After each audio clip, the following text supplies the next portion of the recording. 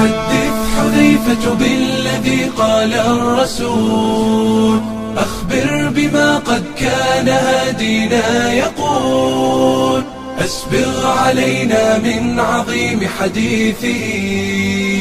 عن فتنة ستموج يوما بل تطول عن فتنة ستموج يوما بل تطول ما النهج وقت تأجج الفتن التي تعمي فتختلط الأمور على الجهول بالعلم نبصر دلنا في فتنة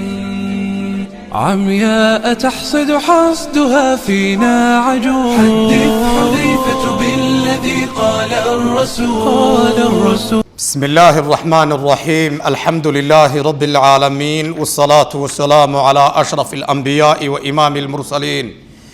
وعلى آله وأصحابه ومن تبعهم بإحسان إلى يوم الدين وبعد عشركين أفراد كتابك 40 النووي waxaynu ka bilaabi doonaa in sha Allah ta'ala xadiiska labaad cinwaankiisa waxa la yiraahdaa maratibu diin wuxuu ka hadlayaa saddex qodob oo diinta islaamka oo dhani ay ku dhameystiran tahay arkaanul islaam wuu inooga hadli doonaa xadiiskani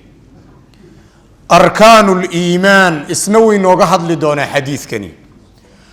الإحسان والإخلاص يجنا واكهد لدونا إلى جبجبة الدنيا أو قيامة أستامها لقو قرنا أيو ستوس أو قهد لدونا حديث كني وحديث آدي أعلص أما أوين أورنتي مهمة دي سلي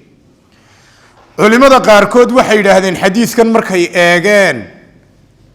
سنة الرسول كي حديث الرسول كحديث كان أقوري يدو كشيري لها مسلمين توقف في الله لها بيد هذا الحديث كني ويوحوا كتجيب متشرب بيد هذين لو لم يكن في هذه 40 علماء قاركود واحد هذين 40 كهدي حديث كان أقول اللي قد يجي لها علماء قاركود واحد هذين سنة الرسول كأردن هدو حديث كان أقول بنقول لها وحلا وح أمضى كم مكان متشرين هل كان أي يكون من الدين تودن هل كان يكون انتهاي حديث كان الدين تودن يكون انتهاي آدابتي ويكم وقن دونتا dadka markaad la tacaamulayso aadaabtaad la tacaamulayso arkaanul islaamki wuu ka muuqan doona arkaanul iimaanki wuu ka muuqan doona ihsaanki iyo ikhlaaski waa ka muuqan doona ilaa waxa weey qofka caalimka iyo qofka ardayga ah xiriirka u dhaxeeya way ka muuqan doonaan oo ardayga iyo sheekhiisu siday u xiriirayaan xadiiska way inooga muuqan doontaa haduu rabbi ogolaado nabi maxamed akhlaaqdiisi iyo dhaqankii uu rasuulku lahaa sallallahu alayhi wasallam xadiiska uu inooga muuqan doona nabi maxamed dadka laga ma garan jirin dadka ayuu qof kamida ahaayo ku dhex jiray ilaa markii dambe saxaabadu yiraahdeen rasuulka aynu sameeyno meel yaro gaara oo yara taaga aynu u sameeyno oo uu fariisto markii dambe ayaa meel yaro gaara rasuulka loo sameeyay sallallahu alayhi wasallam laakiin dhaqanka hore saxaabada waahid kamida ayuu ahaa lama kala garan jirin حتى هجرة مركي أبي بكر ين رسولك أيسوي هجرودين ريم مدينة مركي تجين دتك أنجرنين أبي بكر بيمودين رسولك أبي بكر بيمودين مركي دم بأيو أبي بكر إنتو يستاجي أيو رسولك عاد كل باجرته يوجو إيسا وجهريه مركي أركان أبي بكر أو رسولك وهرينا يا أو جو إيسا وهرينا يا عاد وجهرينا يا أي ريم مدين فهمين رسولك كويه هي قاربضن أنت هريوسي أرق باجري هذا بقى كي رسولك صلى الله عليه وسلم يغنبي محمد قابك ودتك أولا نولان شري أما أولا نغمي شري حديث كوي إنوغا مقندونتا شيخي وينايا قاضي العياض لأورن شري وحوري عبادة انت غيبود اي كاكوبان تهيبا اسلي حديث كان والي هلي يا ابوي عبادة الظاهرة أول هلي سيدا صلاة إيا وحا موقن كرا عبادة قلبك كتعلق سيدا إحسانك إيا إيمانك إيا إيمانياتك إيا بعثك رمينتي سيا قيامة وحيابها قلبك حريرك الله نوالك إليه عبادة قولك إيه عربك الله قاقها ليدتك للمقشيين سيدا توحيدك أوكالي حديث كان والك إليه صدح ذا قيبود إيه عبادة الله قيبيو واحد شد لك سمايو يا واحد عرب لك سمايو يا واحد أورك لك آمينو صدح داسا دينتين أما عبادتين الله قيبية صدح ذا بحديث كان يوقف صدي قاضي العياض وحوليه هاي صدح ذا بوالك سوهيلي يا بول cibaadada mar kale markaynu eegno waxa loo qaybiyaa qayb la yiraahdo waa badani oo jidhka sameeya sida salaada oo kale iyo qayb la yiraahdo waa maali oo hantida ayaa laga sameeyaa oo laga gudaa sida zakada oo kale iyo qayb la yiraahdo waa murakabo waa naf iyo maal la isku geeyay sida xajka oo kale saddexdaana waa loo qaybiyaa cibaadada wax jidhka uu sameeyo iyo wax xoolaha laga sameeyo iyo wax naf iyo maal la isku geeyay laga sameeyo sida xajka oo kale xajka naftaadana waad ka xayni xoolahaagana waad qaadan hadaba xadiidkani saddexdaa kale hadii la eego ee diinta loo qaybiyo saddexdaana waa laga helaya dhinaca kale hadaynu eegno waxa la og yahay waxaba laga qorayba saddexda qaybood ee xadiidku uu ka hadlay waa iimaanka iyo islaamka iyo ihsaanka saddexda qodob kitaab kaliya ayaa laga alifay oo isla sheekheena ayaa ka qoray sidoo ilankiisu sheegay qaadi al-iyaad kitaabka wuxuu u bixiyay al-maqasid al-hisan fima yalzam al-insan al-maqasid al-hisan fima yalzam al-insan wa isla hadithkan ayaa kalidii kitaab laga dhigaya al-maqasid al-hisan loo yaqaan hadithkana kalidii kitaab ah شيخني قرطبي ومفسر كيوينا الإمام القرطبي أبو العباس أحمد بن عمر وشيخ مالكية وحليه يعني وحنو هيستا قرطبي هدي فاتحة أم القرآن ليرابو يري فاتحة هدي أم القرآن لو بحيي قرآن كبتي أصل كأو أهيد هدي ليري أو قرآن كوردني فاتحة شرح يا هدي ليري أنا وحنو هيستابو السنة الرسول كوردني حديث كشرح يسو إمام القرطبي باله حديث كان مقعبو ليه مقع عيسى هلا سيو مقع عيسى واحوي وأم السنة باله حديث كمولي أم السنة حديث كان هدبا وحديث عمر رضي الله تعالى عنه أم السنة أين أبحنه هل كيف فاتحة با أم القرآن لو بحيي طبتي يوكلا أين سمينه أم السنة أين حديث كان نرى النبو ليه حديث كواحد تقاني حديث مركل الإيجيو ما حديث مركل الإيجيو وأحاديث تلاقى لقى مركه هرا صدح ولا قبض يا وصدح قيبود حديث الرسول صلى الله عليه وسلم وأقوال النبي محمد وحا قولي أقواش النبي محمد بحديث لي هذا سيدا حديث كاني هراء أكله نبي محمد باكو قولي ووحي قال سمعت رسول الله صلى الله عليه وسلم يقول أي عمر يري إنما الأعمال بالنيات إريقا لي نوسي وقولي رسول كاكو عضلي حديث كوحا كلو لو يقان رقم كالرسول كان حديث بالي هذا نبي محمد وحا صمايو يونا كوبا هادلين حديث بالي رايو ولا دليشدايو امدا waa loo keena way rasuulkii ba sameeyay ba la oranaya nabi maxamed waxyaabaha lagu tilmaamo ee lagu sifaynayana xadiis waa loo yaqaana hadaba umar bin khattab ba hadlaya umar bin khattab ayaa hadlaya wuxuuna oran doona nin ba noo yimid ninkiina way nooga hadli doona nooca uu yahay iyo tilmaamaha uu leeyahay iyo su'aalaha uu markiiba rasuulka ku bilaabay iyo qaabka uu hor fadhiistay iyo umar bin khattab xadiiskan isaga inoo waramaya wuxuu leeyahay anagoo rasuulka la joogna ayuu inoo yimid bal umar aan eegno umar horeynu u soo sharaxnay oo xadiiskii hore ayaan ku soo sharaxnay sida darteed hadda halkan ku sharximayna mar labaad an umar waxa laga wariyay رضي الله الله كرال هذا عنه حقيس الله كرال هذا أيضا مر لبعض نحن نقول أنها ومركي كوب الحديث كي هراء أيها عمر بن الخطاب 40 كلا حديث بكليه لماذا حديث وحديث كهراء حديث كان إنه هذا مرينه حديث صدق هذا ضم بينه إيمان مايو لماذا سأقول أي كليه هي عمر عن عمر وح لجوري رضي الله رال هذا عنه حقيس الله كرالي هذا أيضا وان كنا قلنا يا مر لبعضه قال وحي عمر بينما وقتي نحن أنه عند رسول الله رسولك إلهي أكتيس أن النهي صلى الله عليه وسلم هل أن النبي محمد لفظ إنه أي عمر يري هل كا وحلقة قادنا يا عمر مركولي وقت أن النبي محمد لفظ إني رسولك صيدا بقرة ما هم ضد الباب كيسوع حريه نبي محمد الباب كي سعيد كستوى أفرنا رسول كدقن كيس وحا كميدا الله ياب لها إسلام الدنيا عن مقع كل هين أون مال هين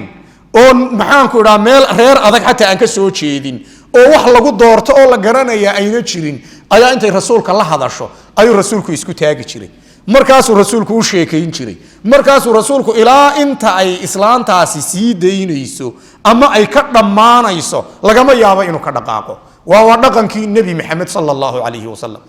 qof aada u macaan oo u akhlaaq wanaagsan buu ahaa rasuulkeennu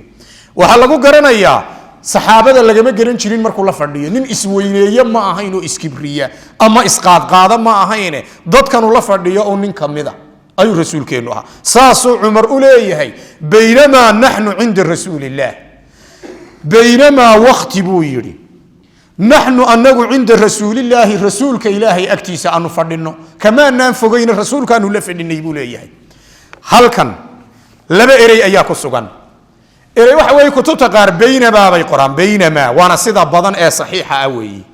kutubta qaarna maadaasay ka tagaanoo baynaa ayay qoraan baynaa maadaa kaafaa loo yaqaana ama dhuljiifka tii carabiga la odhan jiray weeye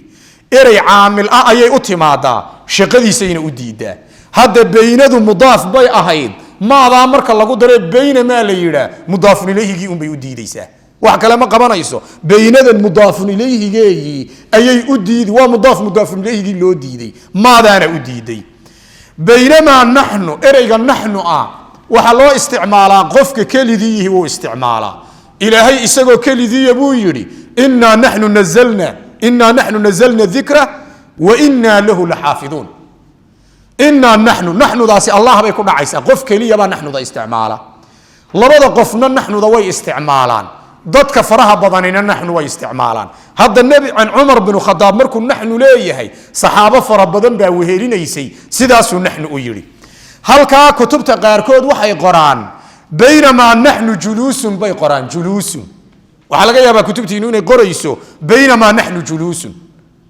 ereyga juluus ihi inta badan axaadiistan saxiixa ah matnigooga kuma qorna ereygaa juluusi waa jamcu jaalis laakiin hadduu idiin qorayo waxa weeye ereyga juluus in laga tagay ahayd wuu qorayaa sow maaha waa baynamaa naxnu cinda rasuulillaahi bay ahayd juluuska inta badan culimada muxadisiintu waxay yidhahdeen lafdiga kumaanaan arag xadiidka baynamaa wakti naxnu anagu cinda rasuulillaahi rasuulka ilaahay agtiisa aanu fadhinno sala allahu calayhi wasalam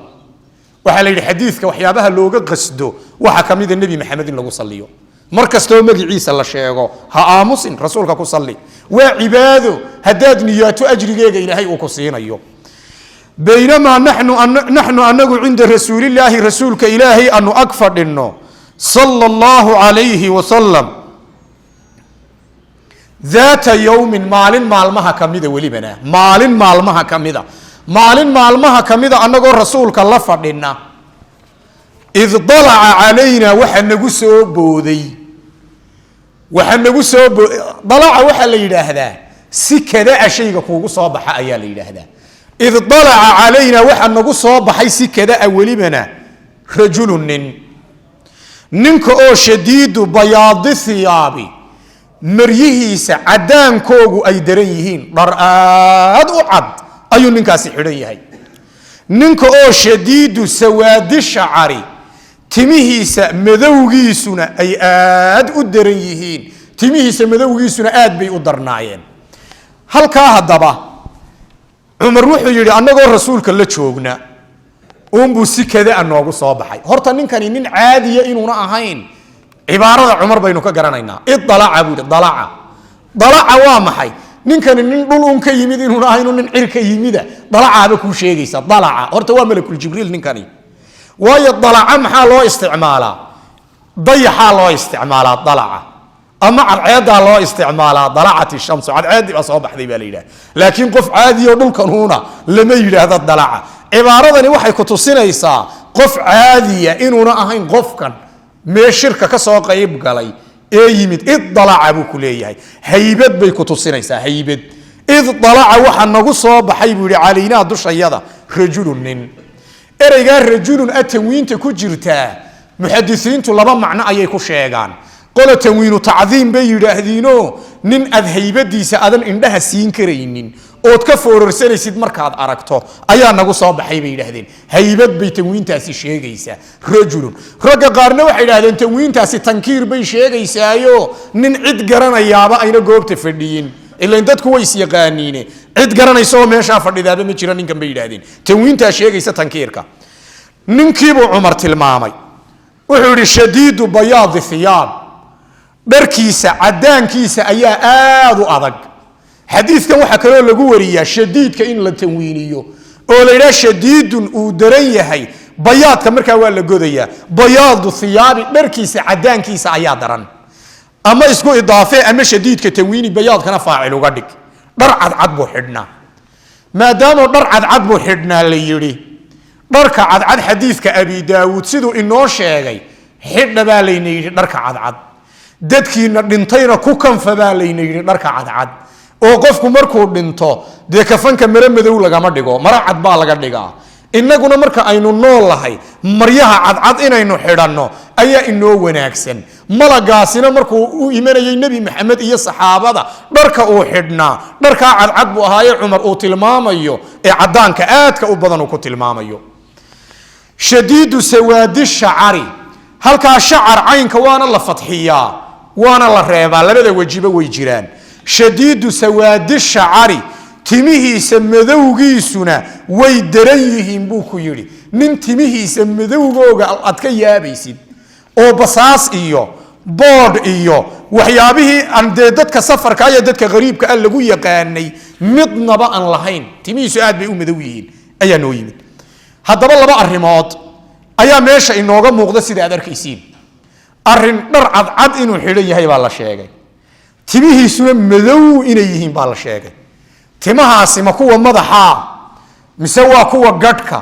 labada midkeebay ahaayeen timaha madow ee Umar uu inoo tilmaamayo isla xadiiskani riwaayad kale uu leeyahay ayaa sheegay timahani timaha yihiin waa timaha gadhka timihiisa gadhka ayaa aad u madooba timaha madaxa ma ahayn sida xadiiska kale ama riwaayada kale ay inoo sheegayso timaha gadhka aad u madooba haddaba waxaynu ka qaadanaynaa xadiiskan waa malak horta sida inoo iman doonta waa malakul jibriil Umar wuu la yaabay wuxuu yiri la yura laguma arkayo alayhi ninkan dushiisa atharu safari safarku calaamadihi uu lahaa ereyga athar calaamad baa loo yaqaan ama raad baa la yiraahdaa safarku calaamaduu leeyahay calaamadihii safarka ninkan laguma hayo inuu safar yahay ma muuqato buu yiri Umar calaamadaha safarku waa maxay calaamadaha safarku waxa weey loonkii haraadkii baahidii usgagii basaastii timaha oo qofka bood iyo dhas yeesha waxa calaamadihii safar lagu yaqaanay horta ninka kama muuqdo waxaad moodaa inuu halkan uu noogu yimid ka soo maydhmaydhay baad moodaaba quruxda iyo dhalaalka iyo quruxda inuu ku tilmaaman yahay la yura laguma arkayo alayhi ninka dushiisa atharu safari safar calaamadihiisa laguma arkayo isla riwaayad kale ayaa jirta oo xadiiskani uu leeyahay oo halka la yura uu inayiri laleeyahay la nara kuma arkayno alayhi ninka dushiisa atharka waa la nasbinaya marka waa la fadxinaya nara hadaa tiraa la nara kuma arkayno alayhi ninka dushiisa athara safari safar calaamadihiisi ninkan kuma ba arkayno ninkani musaafir ma aha saasuu Umar jazmiyay nin musaafira ma aha ya balaaqa badan la yura iyo la nara ya balaaqa badan la yura ya balaaqa badan haddaad la nara tira annagu ma arkayno isaga iyo intii u dhadhawayda ag fadhiday waxa la leeyahay armay odayaal ahaayeen indhuhu daciif ahaayeen iyaga dadka kale armay arki lahayd la yura haddaad tidhaahdana waa majhuulo cid arki karta oo ninka calaamad safar ku arki karta annaga iyo qayrkayo ku dooniba ha ahaadee nin arki kara oo calaamad safar ku arki karaya ma jiro saasuu macnuhu noqonaya la yura alayhi atharu safar haddaan ninku malaha waa deegaan su-aashaas markaa meesha taalla kol hadduuna safar ahayn malaha waa deegaan taasoo haddana Umar ka hadlay walaa yacrifuhu ma garanayo ninka minna annaga xagga yaga isagoo naga mid ah axadun qofna qof qura oo naga mid ah oo garanaya ma jiro kol hadduu yiri qof ma garanayo deegaanimadii buu anfiyaya hadduu deegaan yahay qof uun baa garan lahaa buu leeyahay waa Umar bin Khattab radiyallahu ta'ala anhu deegaanna ma aha safarna ma aha ninkani tilmaamihiisu tilmaamo laga yaabay oo ama kaag noqday sidoo Umar soo warinayo ayuu noqday hatta jalasa ila yu fariisto حتى جلس لبا معنى حتى هذا لغو معنية رجع قار واحد هذا حتى جلس إلى يفريستو إلى يفريستو هذا ترى ماشن إرياك حتفهم بيكادي كنتهاي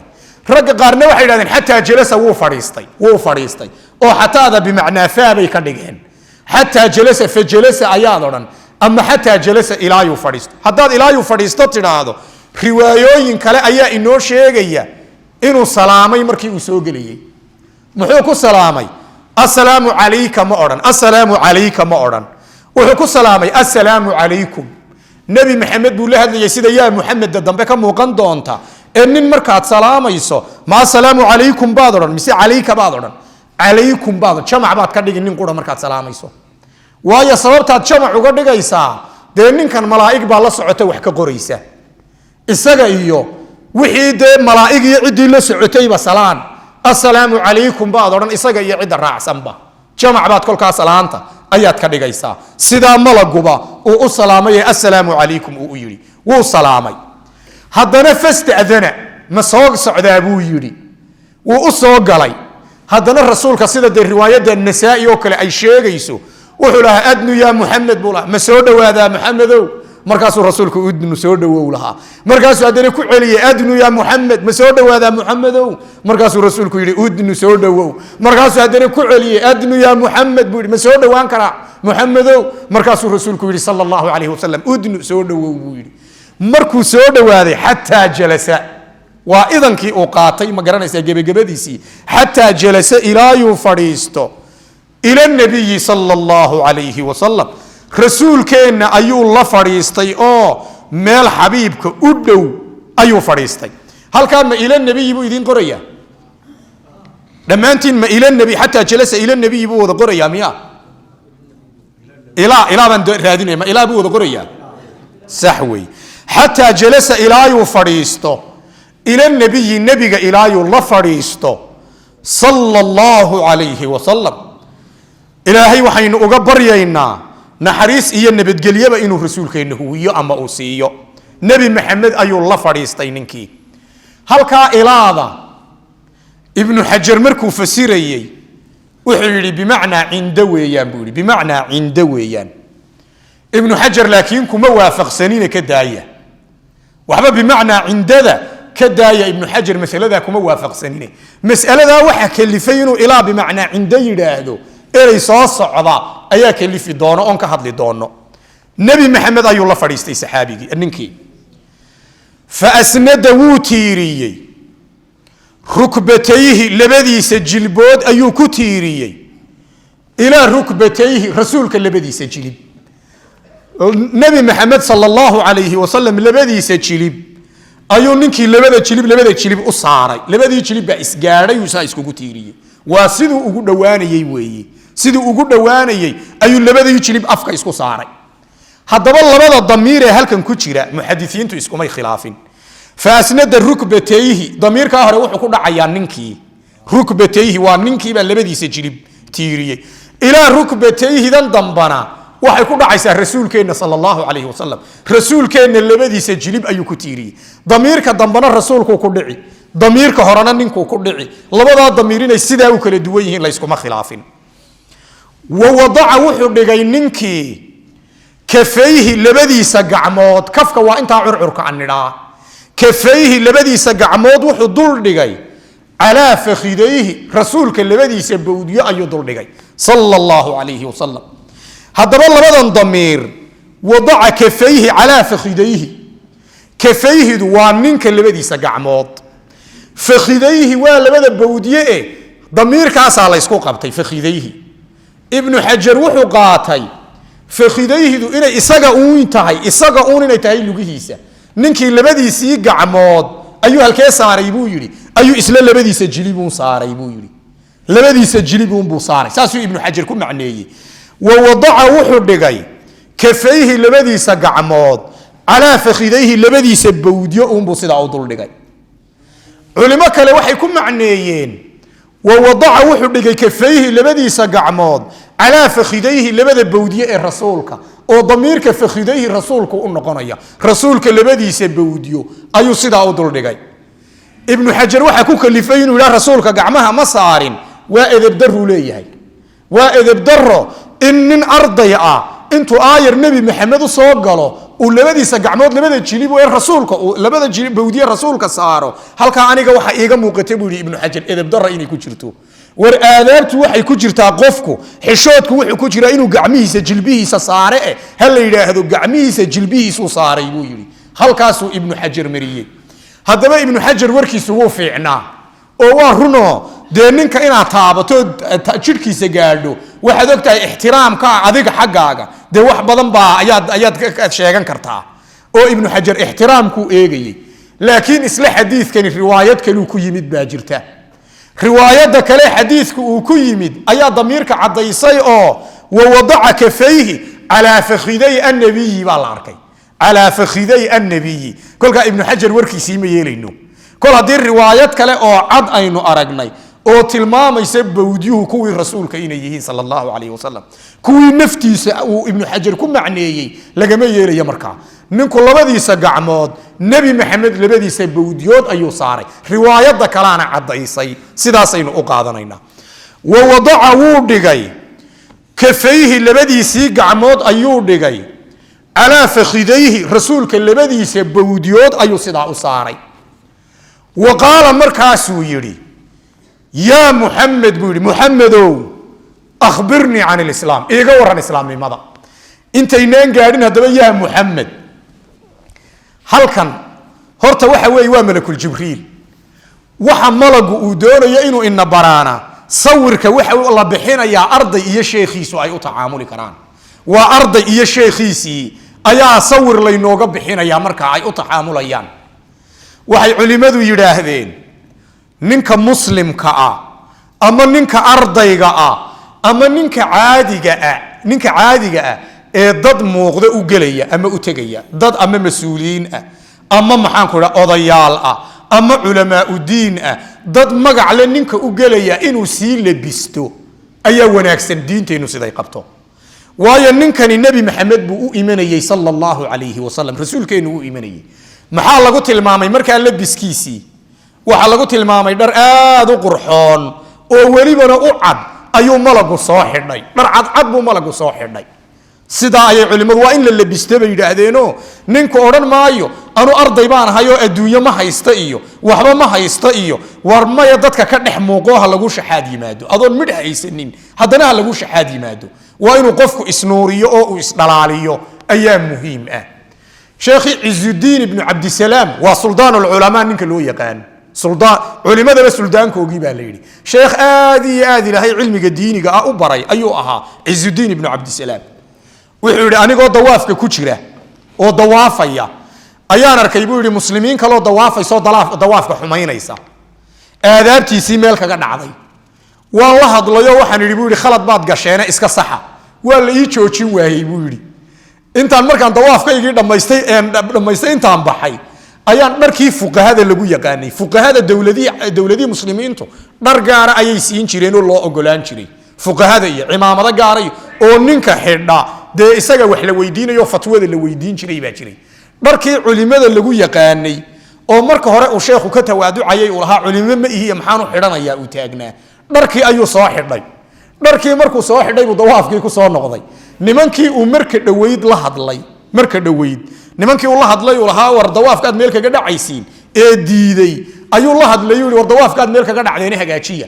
markaasay yidhahdeen haye sheekh bay yidhahdeen haye maxaa nasax bay yidhahdeen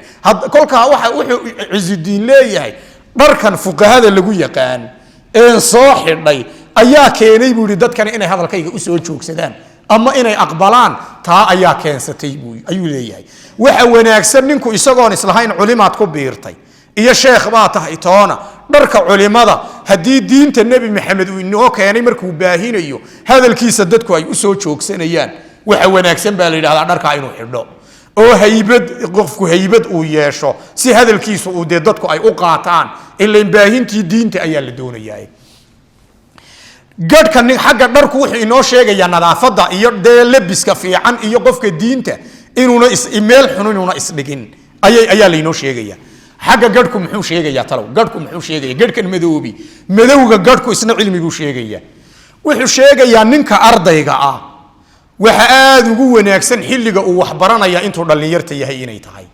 dhalinyarnimada xilliga gadhkaagu uu madow yahay ee de nin dhalinyar ah tahay markaasaad wax baran kartaa waa qof kasta uu baran karaa macal qof weyn baa baran kara laakiin waxa laga hadlaya tahsiilka akmalka ah ka ugu dhamayska tiran dadaal badan waxaad bixin kartaa marka aad dhalinyarta tahay waxa la yiraahdaa ummaduhu ama qofku noloshiisa wuxuu boos ku yeeshaa dhalinyarnimada halkuu isdhigo baa la yiraahdaa halka dhalinyarnimadaadu ay ku dhamaato horta halkaasaad adduunka ka degan tahay ogow kolka inta uu dhalinyar qofku yahay ayaa halku kolba isgeeyo iyo martabada uu samaysto iyo manzilada uu samaysto ayuu diyaarsanaya halkaasina dhalinyarnimada in cilmiga ragga baranaya ragga dhalinyarta ah in aad loogu dhiiri gelinayo ayaa inoo muuqata waxaynu ka qaadan doonaa 5 qadiyadood 5 qodob oo isla aynu ka fahmayno ayaa jira oo si toos ah aynu uga qaadanayno kow ninka ummadda muslimiinta u soo galaa inuu salaan la yimaad ba horta laga rabaa waayo malagu wuu salaamay riwaayooyinka kale sida inagu riwaayadii muslimee Umar baynu haynaa hatta tii Bukhari ma hayno Bukhari abi Hurayra ka wariya isla xadiiskan laakiin riwaayad ka duwan weeyii kolka riwaayadaha xadiiska marka la doonayo malagu wuu salaamay rasuulka haddaba ummad markaad u soo gasho adoo aamusanun ha soo geline waa inaad dhaqankan eegto malaga oo waa inaad salaam bixisaa assalaamu calaykum waa inaad tidhaahdaa markaa waa qodobka koobaad muslimiintu inay isa salaamaan qodobka labaad ee aynu ka qaadanayno waxa weeye qisada nabiga iyo malaga dhex martay markaad ummad meel fadhido u timaado hawlna aad u socoto ka ugu yar la hadli maysid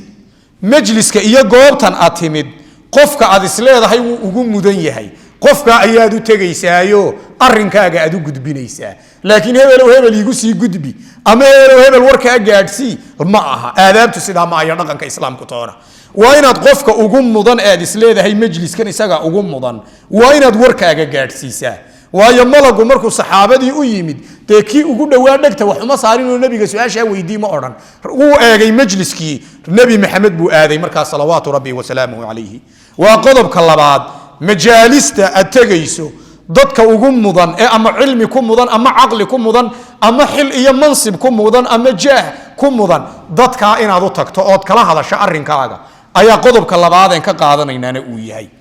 qodob saddexaad ayaa jira markaad meel soo gasho sidii wax waalan uun dafu soo oran mayside al-istidaan waa mas'alada saddexaad aan ka qaadanayno waayo rasuulka wuxuu ku lahaa sallallahu alayhi wasallam malagu adnu ya muhammad buu lahaa adnu ya ma soo dhawaada buu lahaa maxamedow markaad majlis iyo meel timaado ogolaansho iyo inuu qofkaad u socotaa waqti ku heli karayo inaad weydiiso ayaa muhiim ah waqti aan kugula hadlo ma ii haysaa waxa weey waxyaabaha aad ku qaranayso qofka bisil ee aqli ahaan iyo dhaqan ahaan iyo akhlaaq ahaanba u bisil ninku qabsanaya un ma horta kugu qabsanaya waa ninku weydiinaya waqti inaad hayso inuu ku iman karo inuu ku soo dhawaan karo isagoon dib u haysanin su'aashiisa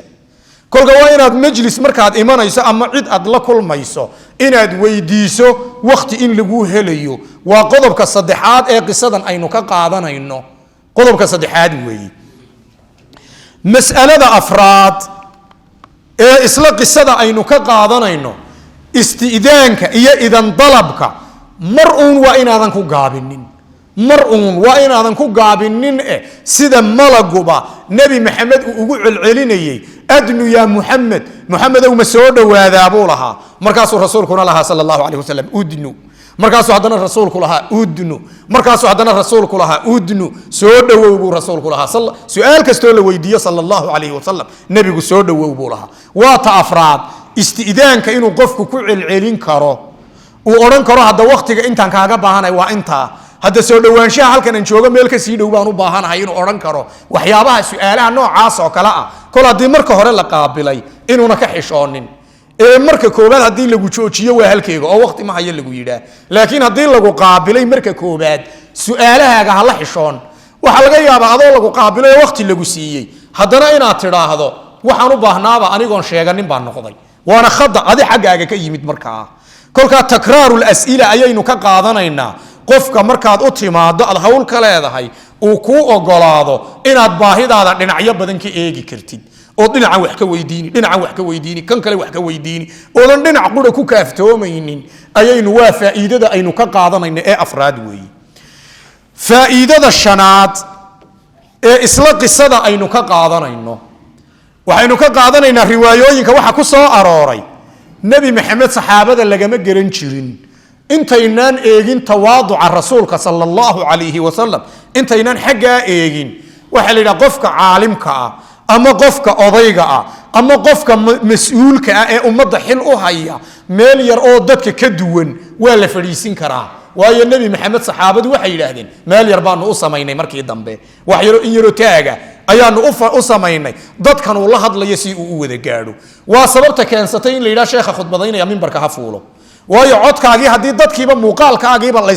laguba arkiba waayo dadku hadalka aad sheegaysaa maba deeqayo kolka waa in meel ka yaro dheer oo kale ama yartaaga oo kale in la samayn karo oo ay bannaan tahay ayaa waa mas'aladeenna shanaad ee laga qaadanayo isla qisadan bilowga weeye waxaa kaleynu ka qaadanaynaa ardayga iyo sheekha tacaamulka u dhexeeya malagani arday buu iska dhigayey waa masalada lixaad arday buu iska dhigayey nebi maxamedna sheekhiisii buu ahaa sala allahu calayhi wasalam oo mucallinkiisii buu ahaa waxaynu ka qaadanaynaa in loo baahan yahay ardaygu inuuna su-aalaha la xishoonin haddaad aragta arday waxbaan baranayaa leh haddana sheekhiisa su-aashuu doonayo aan weydiin karaynin waxba baran maayo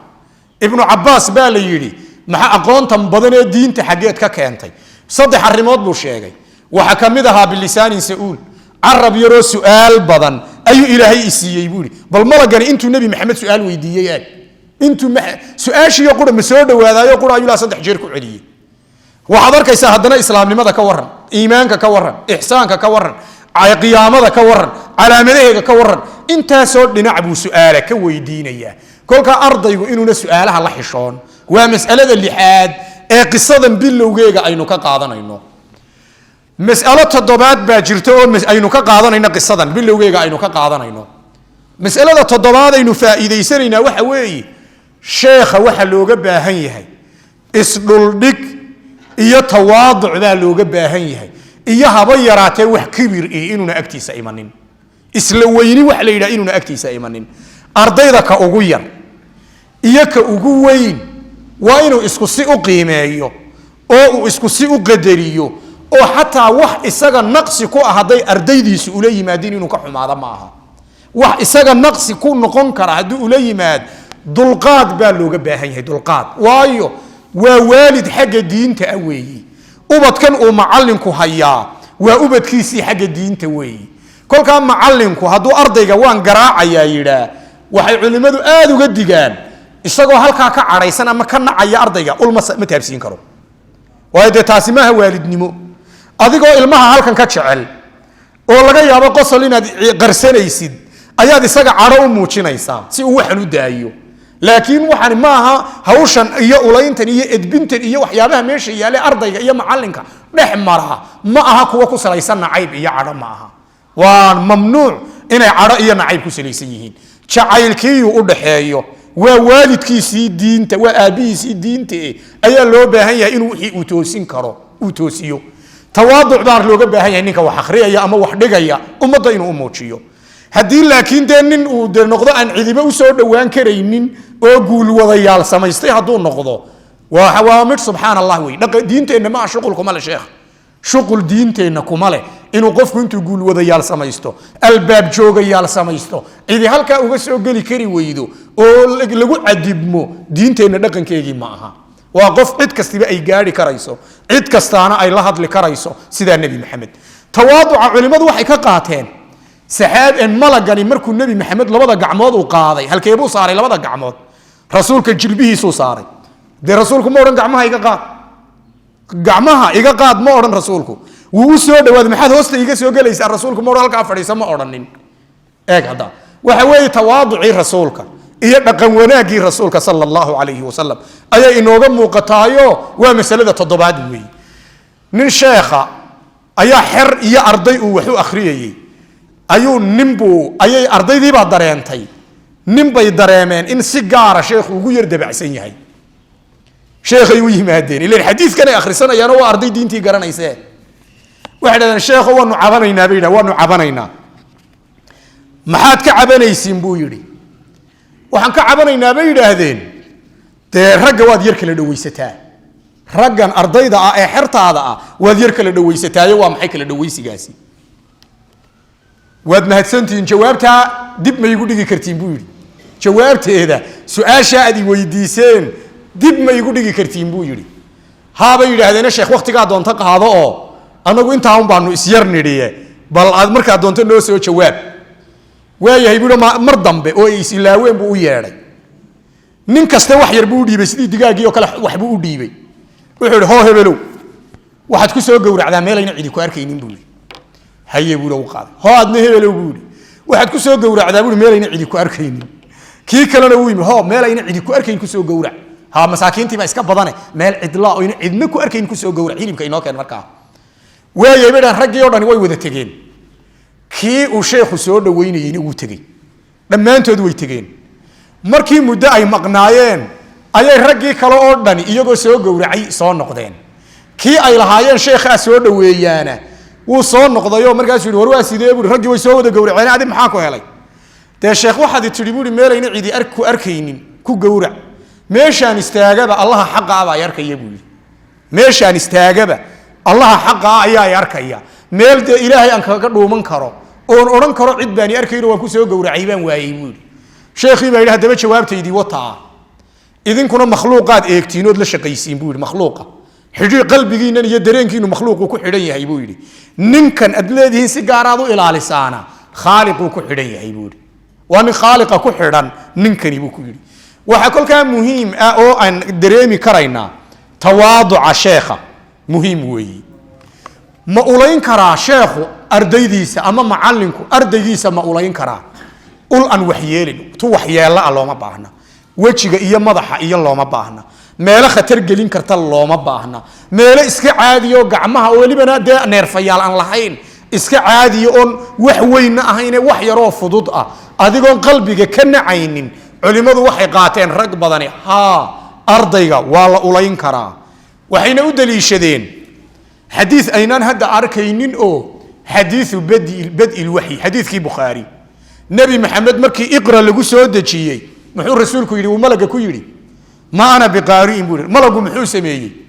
wuu qabtay oo waafaqatani wuu ijijibiyay buu leeyahay markaa rasuulku sallallahu alayhi wasallam ilaahay rasuulku baqo kolka qabashadan iyo jijibintani de iyadaaba laga yaabaa u sheeynay ka khatar saraato oo buquujin weeyaan waa la qabto waa la cadaadiyay taasi waxa way ardayga iyo macallinka xidhiidhka dhex mari karaya weeyi laakiin marnaba xidhiidh nacayb ma aha waa inuu macallinku murabbi yahay ardaygiisa ilaahay ku xidhaya oo adduunyada ka leexinaya waa inuu noqdaa sida saxda ah weey dhibaatooyinka hadda waqtigan aakhiru zamanka jira in haysta waxa kamida ardayda anu aan la sheekaystay shakhsiyan ardayda madaarista sekondariyada adhigata haddaad la sheekaysato ee welibana islaamiga ee diiniga ah haddaad la sheekaysato madrasadaad ugu necabtahay sheek haddaad tiraahdo tiisu ku sheegi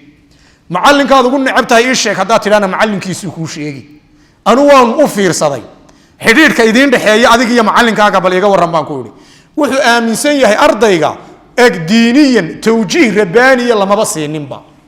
waa la kala shaqaystaayo isna 10 baa la baraa lacag yarna bishii baa laga qaataa ardaygu wuxuu u haystaa macallinkani waxa la wuxuu u tarayaa inayna jirin shilinkiisu inuu halkan keenay shilinkiisana goobta keenay kolka macallinku maxuu ixtiraam u haya lacagtayda ay goysu kuleeyay kolka waa waxyaabaha runtii keenaysa tarbiya xumo ardayda tahriibta markii dib loo eegay ee la baaray ardayda tahriibta rag badan baa laga helay runtii oo de meelo ka soo jeeda ama asal ku leh meelo diiniya ka soo jeeda oo adina tahriibaya maxaa keenay kolka diin buu dhamay quraan buu xifdiyay inuu tahriibo waxa keenay tawjiih xumo ku dhacday tawjiih xumo xidhiidhka isaga iyo sheekhiisa u dhaxeeya iyo barbaarinta ardayga lagu xidhayo rabbigii lagu xidhayo in Allah lagu xidho adduunyadu waxay tahay loo sheego taa ayaa runtii iska yar ama aad iyo aad u yaraatay waxyaabaha aynu ka qaadanayna ayay kamid tahay bal macnaha aynu isku soo xidhna markaa عن عمر وحا لغا وريي رضي الله الله كرالي أهذا عنه حقيسة أيضا مر لباد بنديب وقول لابانيناي قال وحو يري عمر بينما وقت نحن أنه عند رسول الله rasuulka ilaahay agtiisa aanu ahayn sallallahu alayhi wasallam ereyga juluus kutubta makhduudaadka ayuuna ku qornayn makhduudaadka waa laga waayay makhduudaadkii sheekha ayaa laga waayay baynamaa waqti naxnu anagu cinda rasuulillaahi rasuulka ilaahay agtiisa aanu fadhinay sallallahu alayhi wasallam halkaas cinda rasuulillaahi ma aha cinda nabiyillaahi ma odhan karnaa haddaba cinda nabiyillaahi maranu nabigii ilaahay la fadhinay ma odhan karnaa mas'alada culimada muxadisiintu way isku khilaafeen sida xadiidka loo adkaynayo bal hadda eeg lafdiga siduu u soo arooray un ha loo qaato ayay ragga qaarkood qaateen imaamu nawowi oo kale wuxuu qaatay mee kol haddii macno buuran oo isbedelaya ayna jirin alfaada waad isku bedelan kartaa halkan riwaayatun bilmacnana waa masale la yaqaan baynamaa waqti naxnu anagu cinda rasuulillaahi rasuulka ilaahay agtiisa aanu nahay sala allahu calayhi wasalam daata yowmin maalin maalmaha ka mida id dalaca waxaa nagu soo baxay calaynaa annaga dushayada waxaa nagu soo baxay oo nagu soo kediyey rajulun nin baa nagu soo baxay si degdega ninka oo shadiidu bayaadi hiyaabi maryihiisa cadaankiisu ay daran yihiin ninka oo shadiidu sawaadi shacari timihiisa madowgiisuna ay daran yihiin ninka oo laa yuraa aan lagu arkaynin calayhi isaga dushiisa aharu safari safar calaamadihii aan lagu arkaynoo calaamad safarba ayna ka muuqan walaa yacrifuhu uuna garanaynin minaa annaga xagga yagana axadun axad qurihii uuna garanayn nin garanayaa naguma jiro xataa jalasa ilaayuu fadhiisto ila nabiyi nebi maxamed ilaayuu la fadhiisto sala allahu calayhi wasalam faasnada wuu tiiriyey si degdega rukbatayhi labadiisa jilib ayuu ilaa rukbatayhi rasuulka labadiisa jilib ku tiiriyey maxaa halkan layskugu khilaafi waayey labada damiir dee ninku labadiisa jilib iskama horkeeni karo waa la garanayaa kuwiisi iyo kuwii rasuulka inay yihiin kuwii isku tiiriyey wa wadaca wuu dhigay kafayhi labadiisa kafna wuxuu dhigay calaa fakhidayhi rasuulka labadiisa bawdyood dushooda ayuu dhigay wa qaala markaa wuxuu yidhi waa malagiibaa hadlaya yaa muxamed akhbirnii can ilislaam muxamedow iiga waran islaamnimada ayuu yidhi akhbirnii can ilislaam intaynaan gaadhin ereygan yaa muxamed abaynu ka hadlaynaa diinteennu waxaa layna yidhi nebi maxamed magiciisa ha ugu dhawaaqina sala allahu calayhi wasalam yaa muxamed waa edab daro inaad yaa muxamed tidhaahdaa waa edab daro weeyi waa edab daro yaa muxamed inaad rasuulka ku tidhaa waayo ilaahay baa aayad qur'aana inagu yidhi laa tajcaluu ducaaa arasuuli maxay aayaddii qur-aanka ahayd baynakum ka ducaai bacdikum bacdan war saad iskugu yeedhiin nebiga ha ugu yeedhina baa la yidhi idinku haddaad yaa cali yaa muxamed istidhaahdeen dee rasuulka yaa muxamed ha ku odhanina yaa nebiy allah yaa rasuul allah yaa xabiib allah nebi maxamed calayhi salaatu wasalaam waa inaad sidaa ugu dhawaaqdaa kolka yaa muxamed waa ay kuu muuqataa hadal yaro qallafsan inay tahay malaga haddaba maxaa ka siiyey yaa muxamed ila yaa muxamed buu yidhi aayad idil baynu haynaayo inoo diidan inaynu nebigeenna sidan ugu dhawaaqno sala allahu calayhi wasalam waxay culimmada qaarkood yidhaahdeen waxay ahayd yaa muxamedan uu malagu ku hadlayaa intii aan laynaga nahiyin yaa muxamed ha odhanina layna odhan ama sidan aad iskugu dhawaaqdin nebiga ha ugu dhawaaqina intii aan layna odhan hawshaa laynoo diidin ka hor bay ahayd oo saasuu malagu yaa muxamed u yidhi waa nahyiga hortiibay culimada qaarkood qaateen waa qowl ay culimadu kaga jawaabeen culimada qaarkood waxay qaateen yaa muxamede uu leeyahay dadka nahyigu uu ku soo arooray waa bani aadamke malaa'igta maba aha